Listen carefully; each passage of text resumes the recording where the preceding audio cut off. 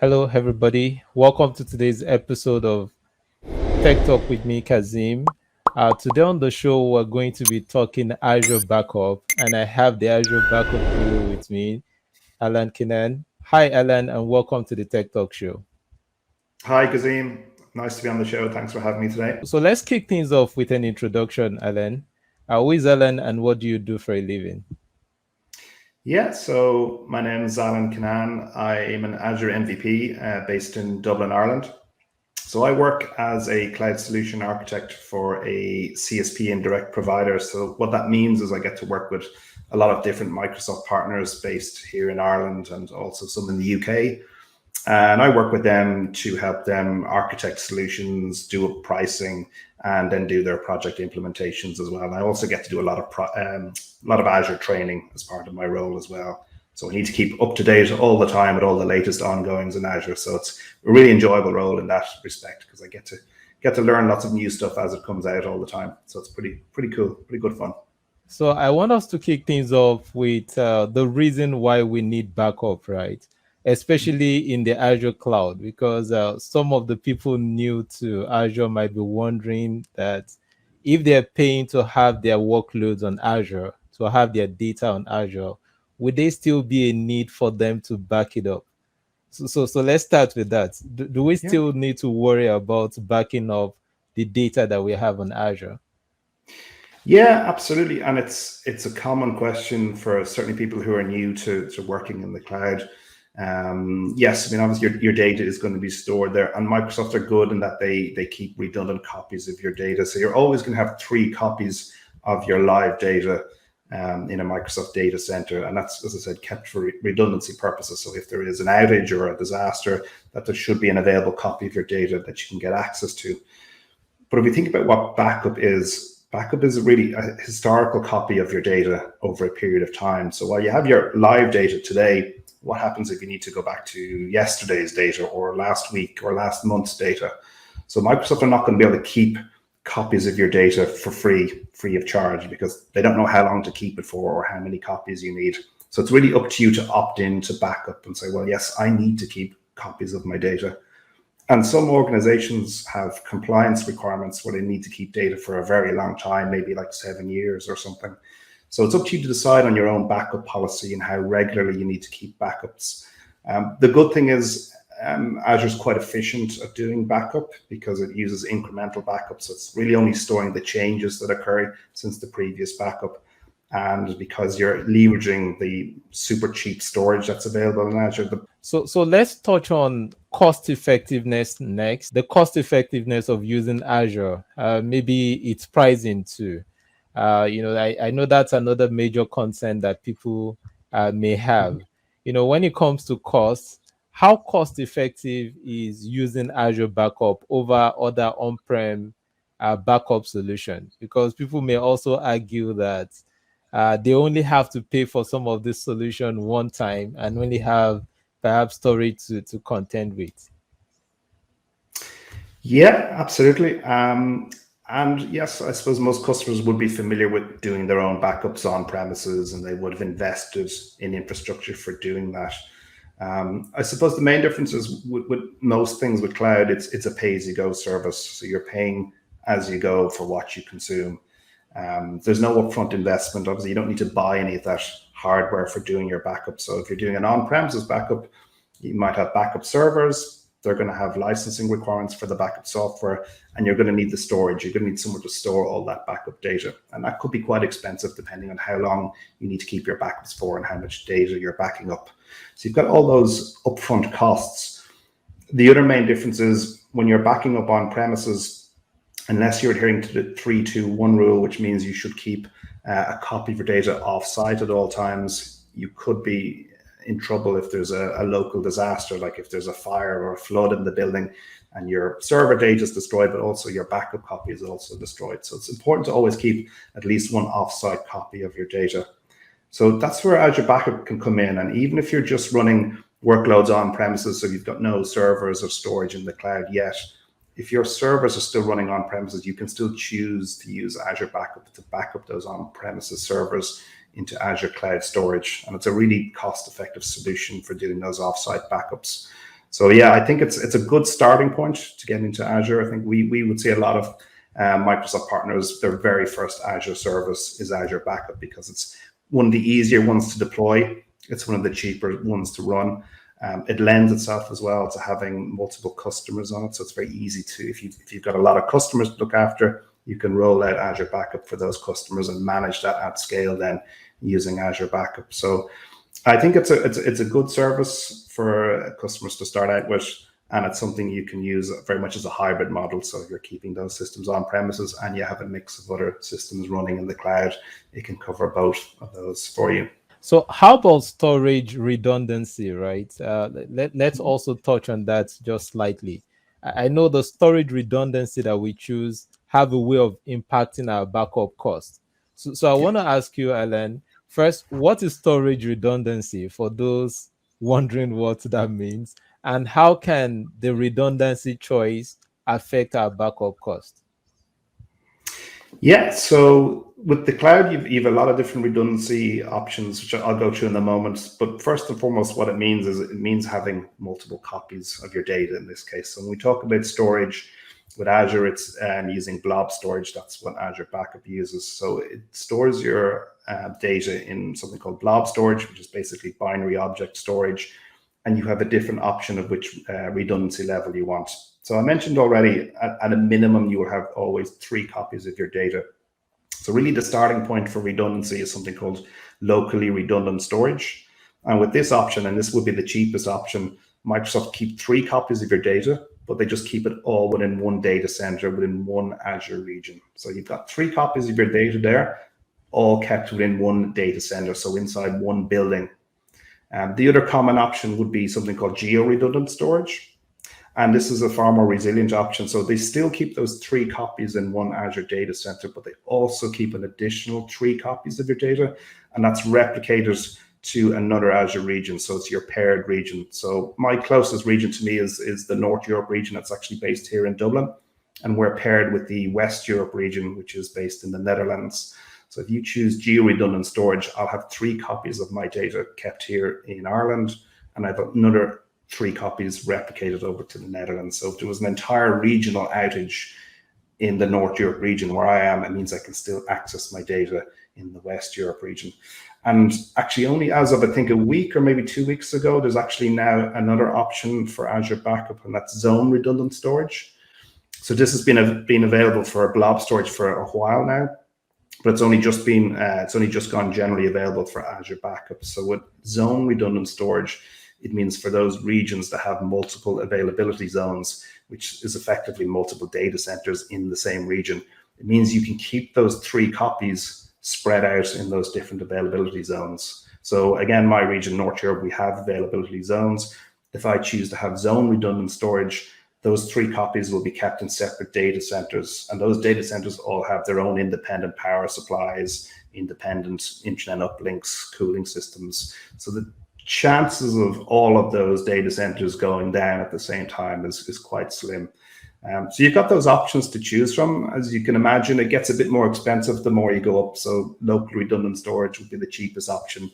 Then for a little bit more, it's zone redundant storage. And then if you want to pay more again, you'll get geo-redundant storage. But the more you pay, I suppose, the more resilient your redundancy option is. So it's really up to you to choose what you want to go for.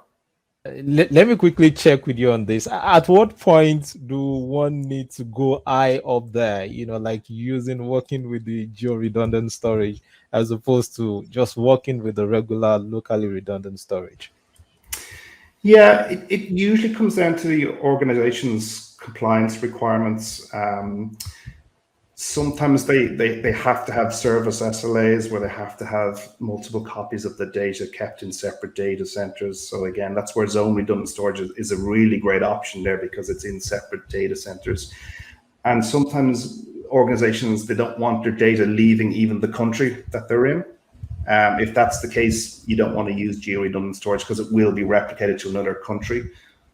Now, with geo-replication, it never leaves the same geographic region. So for me, I'm in the European Union region, so my data will never leave the EU. If you're in the UK, for example, there's 2 UK regions there, and the data never leaves the UK. Same with the US, your data never leaves that geography. So you are protected from that point of view. But it really depends on, I think, the size of the organization and their compliance requirements as to what they go with. But also how business critical access to their data, or backups in this case, is. If it's really super important that they cannot possibly risk not having access to their backups, that's where you need to go with the higher redundancy options. But for smaller organizations, the local redundant storage option is a pretty good choice also, because you've still got those 3 copies of your data. And that's usually sufficient for smaller businesses. So yeah, that's what it comes down to, in my opinion. So in just a few minutes, is there a chance you could show us what the interface of the Azure backup looks like, and perhaps just touch on a few of the things that we can do with it? Yeah, Just absolutely. briefly. Yeah, sure. What I will do is I'll just share my screen. Okay. Okay, so what we're looking here is actually something called the Azure Backup Center. So Azure Backup has been around for quite a while at this stage. And there's a few different options with it. There's a few different ways you can get into the settings behind it. But Microsoft released this blade, the Azure Backup Center, some time ago. And it's a really great central interface for managing your Azure Backup at this point. So I'm just going to go through this because this gives you a great overview of how to manage all of your backups. And the first thing I want to point out here is these are just some test accounts that I use, but I'm using a feature called Azure Lighthouse here, which means if you've got multiple customers to manage, you can actually manage multiple tenant directories here and select all the subscriptions within those tenants. So if I'm like a managed service provider, I might be able to manage multiple customers all from one place here. So I've onboarded these fake customer accounts here to my management tenant. And what that means is I can now filter on those subscriptions here. So I can see all of those customer subscriptions in one place, which means I can look at the backup job history of all of my customers in one place. So in the past, we would have had to go into each customer separately and manage those backups on those tenants individually, but now I can manage them in one place. So just on this overview screen, I can see quite simply, okay, all of my backups have completed successfully. None of them have failed. That's great. If I had any backup alerts, they would appear here. I also can filter on different types of backups. You can back up Azure Virtual Machine, SQL, Azure Files, SAP HANA, disks, and blob storage nowadays, and PostgreSQL as well. If I want to look at the individual backup instances, I can go in here and I can see those VMs, see the subscription they're on, resource groups, Azure regions, and again, the status of them, and various filtering options with those. This is what I want to focus on a little bit, is the backup policies. So this is where you can decide, well, what is my policy? How long do I need to keep my backups for? How regularly do I need to keep those? And you can have multiple policies. Even for one customer, you can have different policies for different workload types. So I can manage all of these policies across my customers here. I can go in and have a look at the settings. As you can see, you can specify how long you want to keep the backups for. So I'm just keeping 30-day backups here, but I could easily have weekly backup, monthly, yearly backup points. And again, as I said, for some customers, you may need to keep those backup points for more for an extended period of time. Just to show you briefly with enhanced, this is a newer option for Azure Backup now. There's this enhanced policy option. So in the past, we could only do one Azure VM backup per day. Now we've this option to do it every 4 hours at the moment. So this is a great addition to Azure Backup. So as I was saying, you would have had to, or you would have only been able to back up your virtual machines once per day. But if you've got a workload that's changing very regularly, you might say, well, I want to do 2 or 3 backups a day. So now you've got an option to do one every 4 hours. You will have a slight cost increase just because you've got more incremental backups. Obviously, there's data changes being taking place throughout the day, and you're doing those incremental backups every 4 hours. So it would be slightly more expensive to do this, but now it's a great option, where in the past that option was not there. These are the backup and recovery services vaults. So originally we only had an option for something called recovery service vaults. This was an Azure resource used for Azure Backup and also for Azure Site Recovery, which is a replication service. And now we've also got Azure Backup Vaults, and this is used for taking snapshots instead. So just for taking disk snapshots or Azure file snapshots, they go into a backup vault rather than recovery service vaults. We've got these two different backup vault types, but you can manage them all from here and again across multiple customers. Here's just an overview of those backup jobs again, the times they run at, the duration, all those details. If I had any alerts, they would appear here, and you can go back to your history. That's the last 24 hours, last 30 days. Still good. I don't think I have any alerts for the last 30 days, but it means you can review those alert history across your customers in one easy screen. You've got backup reports. This is something you have to turn on. This just uses log analytics workspaces to pull in further details. So it's just ingesting data from your backup into a log analytics workspace, and then you can pull these together and build out a nice report on those. It'll just take a minute or so to load, but you'll be able to see a full history then and detailed analysis of your backups over an extended period of time. That'll load in there in a minute or so, but it's a nice tool just to enable this for your backup vaults. And another thing that's important with this is you can actually automatically set up this feature with an Azure policy. So here's my reports here. It shows you the job success and the cloud storage consumed.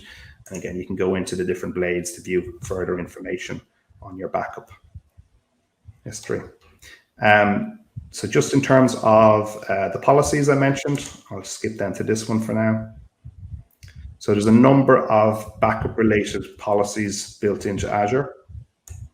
So these are there by default. So you can enforce Azure backup from machines. So it's something that's often forgotten about. You deploy a virtual machine, but you forget to turn on the backup. And then if something happens to that, you might lose your data. So you can enforce backup to be turned on by using Azure policy, or at least be alerted to do so. You can enforce those configuration settings for log analytics that I mentioned.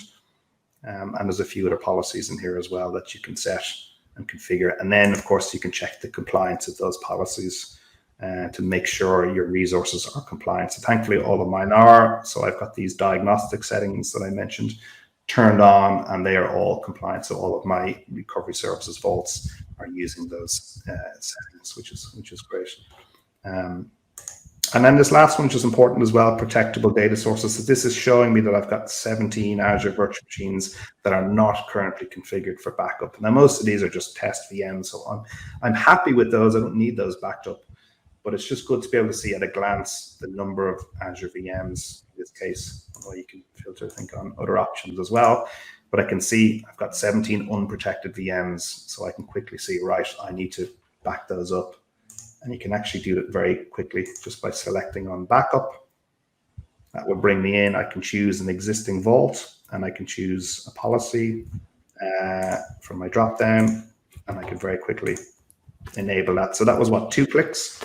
2 clicks to enable backup on that machine, and that will go and add that to my backup setup now as well. So that's a very quick overview then, Kazeem, just of Azure Backup and how to manage it. But I definitely recommend using Backup Center. If you've been using Azure Backup for a while, just type Backup Center in the search here and have a look. It's a really powerful tool, especially if you're trying to manage your backups across multiple customers. Okay. Thank you very much, Alan, for that walkthrough. So I want us to wrap things up now, Alan, with best practices. So because of time, what would your top 3 best practices be for using Azure Backup, especially those that has to do with cost savings? Okay. I would say policies anyway. I'd say what I just mentioned there, Azure policy would be good to make sure you're putting in guardrails for your backup. So making sure that at a minimum you're being alerted about resources that are not being backed up, because like I said, it's very easy to be deploying resources and just forget to back them up because it won't be turned on by default. So you can enforce that with Azure policy, but at a minimum, at least get alerted that you have unprotected resources. I would say review your backup policies at least once a year, because if you're doing a backup for 30 days or 6 months or 12 months, over time, you may decide, well, actually, I need more backup retention points, or maybe I'd need less. So you might find, oh my God, I've got way too many backup restore points here. I don't need that many. It's costing me a lot of money. So if you review your policies periodically, you may decide, oh, actually, I don't need so many retention points. I can reduce those and change your policies. And it will tidy those up for you automatically just by changing your policies. And then third one, actually, again, quite a new feature is there's now an archive tier for Azure Backup. So as we might know already, Azure Blob Storage has had an archive tier for a while. That's now available for Azure Backup. So what that means is for those long-term retention backups you have, so again, when you're keeping backups from maybe multiple years, rather than just doing an incremental backup every single day or every single week for years and years and years, what you can do is you can offload some of those older backups, maybe everything that's older than a year, offload it to archive storage. So it's much cheaper to store those backups in the archive tier. Just the one thing to be careful with there is if you're using archive tier, it actually has to do a full backup. It's not an incremental, it takes a full backup. So it does store a bit more data, but it is storing it in much cheaper storage.